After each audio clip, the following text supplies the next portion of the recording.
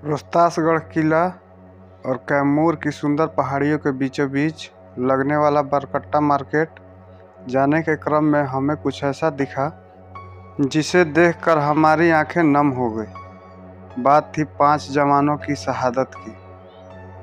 हमारे अपने 5 सैनिक भाई यहाँ शहीद हो गए थे और धन्य है वो माँ जो ऐसे वीर सपूतों को जन्म देती है। ये घटना है आज से 8 से 10 साल पहले की, जिसमें हमारे 5 जवान की शहादत हो गई थी। तो बिहार में आपने सुना होगा जंगल राज के बारे में। तो ऐसे ही हुआ करता था पहले जंगल राज में, जिसमें नक्सलियों का बोलबाला रहता था।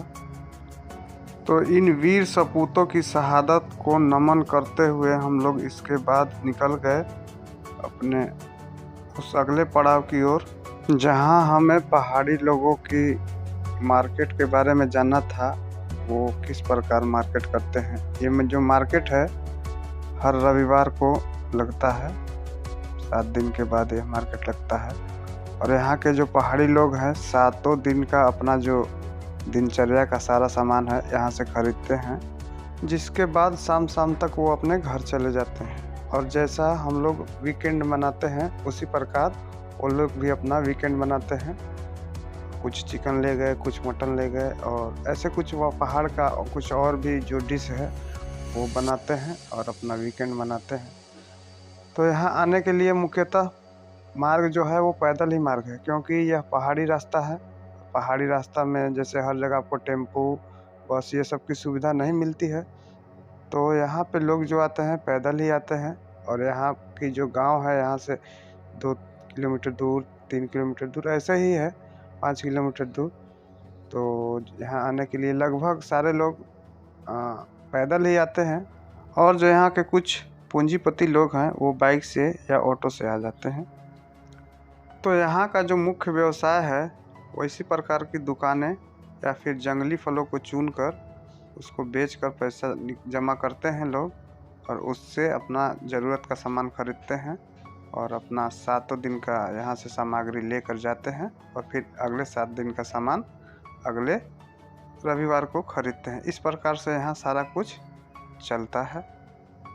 तो मुख्यतः यहाँ के मैं जंगली फलों के नाम बता देता हूँ। जैसे इस यहाँ पे हो गया महुआ, पियार और हरे हो गया, और जड़ी बूटी हो गया, शिलाजीत हो गया, और यहाँ पे और कुछ जो है जिसका नाम मुझे नहीं पता है। तो उन सभी चीज़ों को वो जंगल से इकट्ठा करके लाते हैं और जो भी 7 दिन में इकट्ठा होता है उसको रविवार को आके यहाँ बेचकर और उनको जो पैसा मिलता है उससे वो अपना कुछ सामान खरीदते हैं, दिनचर्या का सामान, और फिर उसके बाद वो अपने अपने घर चले जाते हैं। तो यह मार्केट लगने का यही है खास कारण।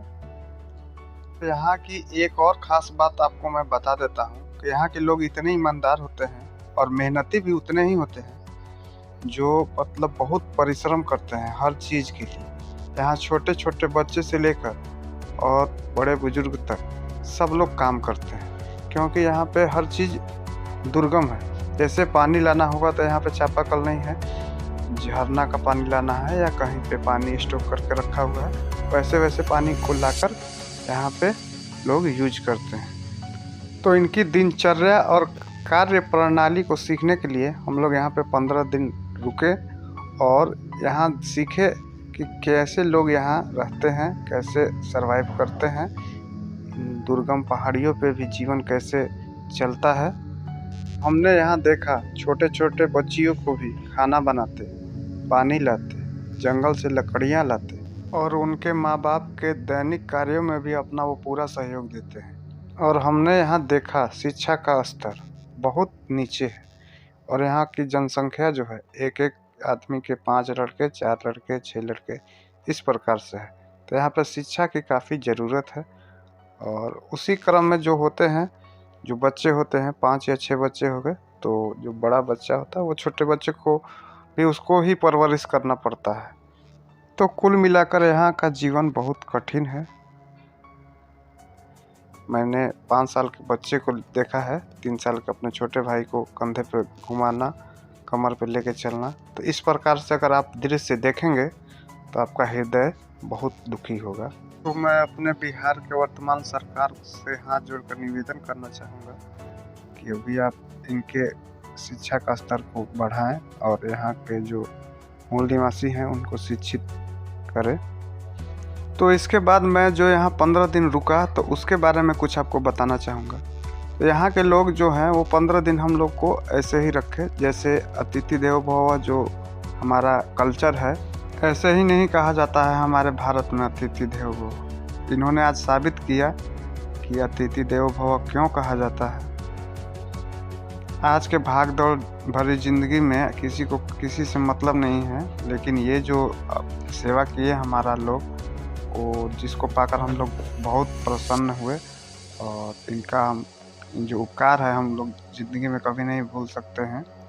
और इन 15 दिनों में मैं इनकी ईमानदारी का भी एक किस्सा आपको सुना देता हूँ।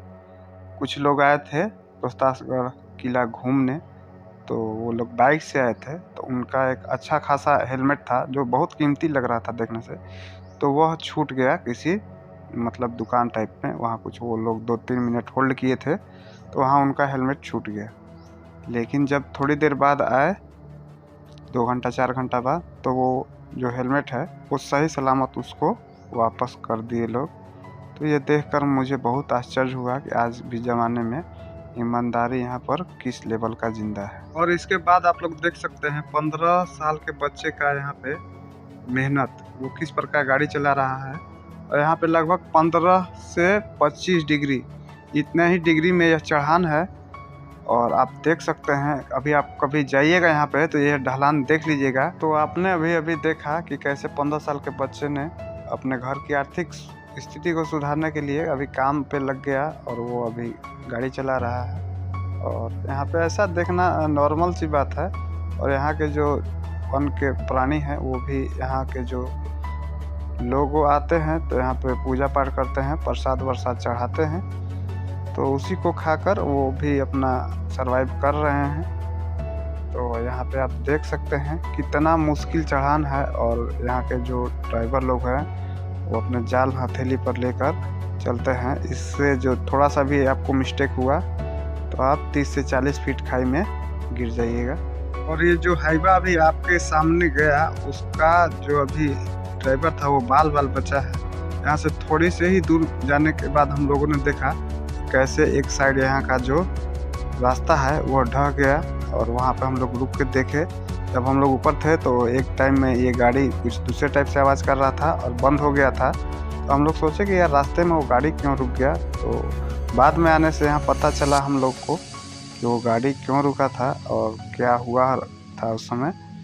तो जैसे ही हम लोग थोड़ा सा आगे यहाँ पे बढ़े तो हम लोग देखे कि एक साइड में जो पत्थर लगा के इसको हाइड किया गया था, बांधा गया था, वो खसक गया है। और ड्राइवर का बचना यहाँ पे बाल बचा होगा, क्योंकि यहाँ से गिरने के बाद कम से कम वो 10 से 15 देखिए यहीं पे है वो बचा है।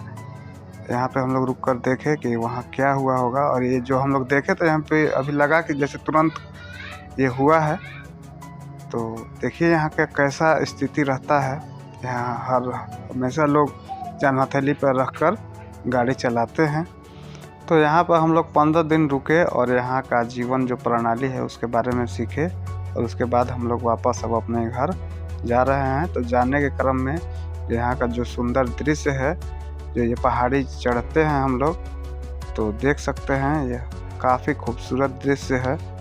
और उसका मैं आप लोगों के लिए सोचा कि थोड़ा अपने कैमरे में कैद कर लूं, जिससे आप भी यहाँ कभी आएँ तो इसके बारे में जाने। सावन के महीने में ये सब और सुंदर लगता है, क्योंकि जब सावन होती है तो ये जो सारे पेड़ हैं हरे भरे दिखाई देंगे और इन पहाड़ियों से अनेकों झरने निकलते हैं। और आपको ये झरने बीच रास्ते में भी कहीं कहीं मिलेंगे थोड़ा बहुत, और पुलिया उलिया आपको पार करना पड़ेगा। तो अगर आपको कभी यहाँ आने का मन करे तो जितना हो सके वो सावन के महीने में आए, क्योंकि सावन के महीने में यहाँ पे जो रक्षाबंधन होता है हमारा, वहाँ पे बहुत खूबसूरत मेला लगता है। और यहाँ पे लगभग 20 से 30 हज़ार लोग आते हैं। और यहाँ पे घूमने के लिए सुंदर किला है और 1-2 मंदिर पुराने प्राचीन मंदिर हैं। तो आइए कभी यहाँ पे तो आपसे एक ही निवेदन है कि आप इस वीडियो को ज़्यादा से ज़्यादा शेयर कीजिए, ताकि यहाँ के पहाड़ी लोगों का जीवन ठीक हो सके और यहाँ के जो सरकार है इस पर ध्यान दे सके। बस आपसे यही कहना चाहूँगा।